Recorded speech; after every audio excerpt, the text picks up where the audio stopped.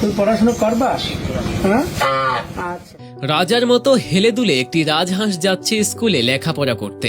পড়াশোনায় ইতিমধ্যে ক্লাস 3-র গণ্ডি পার করে ফেলেছে সে। এখানেই শেষ নয়, মনিবের ইচ্ছা তাকে বিশ্ববিদ্যালয় পর্যন্ত পড়ানো। কি শুনে মনে হচ্ছে আজগবি কোনো গল্প শোনাচ্ছি? না, আশ্চর্যজনক এই ঘটনার বাস্তব প্রত্যক্ষদর্শী হতে হলে আপনাকে সরাসরি চলে যেতে হবে পিরোজপুর জেলার নাজিরপুর উপজেলায়। সেখানকার কৃষক ও দিনমজুর জাকির হোসেনের অত্যন্ত প্রিয় পোষ্য পাখি রাজা। রাজা বাদশাদের মতো ভাবভঙ্গি দেখে মনিব জাকির হোসেন শখ করে রাজহাঁসটির নাম রেখেছিলেন রাজা। একটিবার রাজা বলে ডাক দিলে রাজহাঁসটি যেখানেই থাকুক না কেন দৌড়ে ছুটে চলে আসে তার মনিবের কাছে। রাজহাঁস হলে কি হবে, অন্য কোনো পশু পাখির সঙ্গে তার দেখা মেলা ভার। তার ওঠা বসা কেবল পাড়ার মানুষদের সঙ্গে। দিনের প্রায় পুরোটা সময় মনিব জাকির হোসেনের সঙ্গে এখানে সেখানে ঘুরে বেড়াতে দেখা যায় রাজহাঁসটিকে। এখানে সেখানে টই টই করে ঘুরে বেড়ালেও লেখাপড়ায় দারুণ মনোযোগী রাজা, যদিও এটা তার মনিবের ভাষ্য। সকাল হতে রাজা তার মনিবের সঙ্গে সোজা হেঁটে চলে যায় বিদ্যালয়ের পথে। এক্ষেত্রে একদিনও নাকি ক্লাস কামাই করে না সে।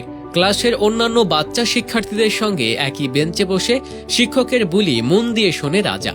একটিবারের জন্য ডাকাডাকি বা অন্যান্য কর্মকাণ্ডে রাজা তার সহপাঠীদের বিরক্ত করে না কখনোই। এই কারণে বিশ্ববিদ্যালয়ের শিক্ষার্থী ও শিক্ষকরা বেশ পছন্দ করে রাজাকে। তবে রাজহাঁসটির এমন স্কুলে যাওয়া আসার প্রসঙ্গে তার মনিবকে জিজ্ঞাসা করা হলে তিনি জানান, স্কুলে বাচ্চাদের সঙ্গে সময় কাটাতে ভীষণ ভালোবাসে রাজা। মনিব স্কুলে নিয়ে না গেলেও সে নিজে নিজেই স্কুলে গিয়ে বাচ্চাদের সঙ্গে বেঞ্চে বসে থাকে। মনিব জাকির হোসেনের বিশ্বাস, রাজহাঁসটা যেমন তার সকল কথা শোনে, তেমনি কোনো পড়ালেখার ব্যাপারেও মনিবের সকল কথা শুনবে সে। হয়তো মানুষের ভাষায় লেখাপড়া করতে না পারলেও নিজের ভাষায় ঠিকই তার লেখাপড়ার হিসেব কষে নেবে রাজা। বর্তমানে ক্লাস 3-তে পড়ছে রাজহাঁসটি। জাকির হোসেনের ইচ্ছা তার প্রিয় পোষ্য পাখিটিকে বিশ্ববিদ্যালয় পর্যন্ত পড়াবেন তিনি। কৃষক জাকির হোসেনের এমন অদ্ভুত ইচ্ছা শুনে একটা সময় এলাকার মানুষজন হেসে লুটিয়ে গেলেও এখন তারা এসবে অভ্যস্ত হয়ে গেছেন। শুধু স্কুলের বাচ্চারা নয়, এলাকার টঙের দোকানের মালিকগুলোর সঙ্গেও রাজহাঁসটির দারুণ সখ্যতা। কারণ রাজহাঁসটির অন্যতম প্রিয় পানীয় হচ্ছে চা। নিয়ম করে প্রতিদিনই মনিবের সঙ্গে টঙের দোকানে চা খেতে যায়। টঙের মালিকরাও তার জন্য একেবারে হালকা উষ্ণ চা বানায়, আর সেই এক কাপ চা মুখের সামনে নিতে না নিতে একেবারে গ্রাস করে ফেলে রাজা।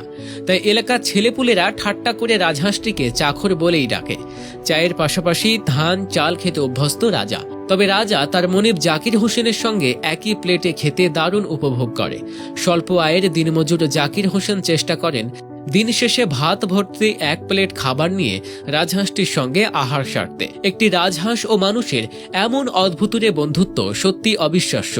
তাদের এই বন্ধুত্ব সচক্ষে দেখতে দূর দূরান্ত থেকে বহু মানুষ ও সাংবাদিকরা নাজিরপুরের সেই গ্রামে প্রতিনিয়ত ভিড় জমিয়ে যাচ্ছেন।